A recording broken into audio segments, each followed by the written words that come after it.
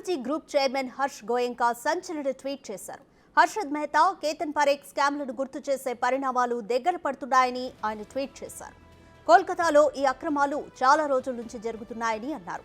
కృత్రిమంగా ప్రమోటర్లు స్టాక్ ధరలను పెంచుతున్నారని ఆరోపించారు. గుజరాతీ మార్వాడి బ్రోకర్లు ఈ అక్రమాలకు పాల్పడుతున్నారని ట్వీట్ చేశారు. చిన్న స్థాయి పెట్టుబడిదారులు భారీ నష్టాలను చవిచూడకముందే సెబీ, ఆర్థిక మంత్రిత్వ శాఖ రంగంలోకి దిగి దర్యాప్తు చేయాలని వార్నింగ్ ఇచ్చారు.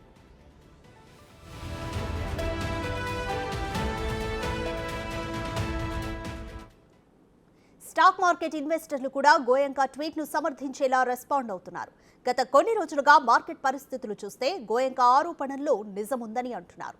మే 3న మార్కెట్ పరిస్థితులు చూస్తే ఆందోళనకరంగా ఉన్నాయని ట్వీట్ చేస్తున్నారు.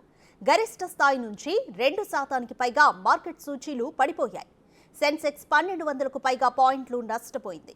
నిఫ్టీ కూడా 1% పైగా క్షీణించింది.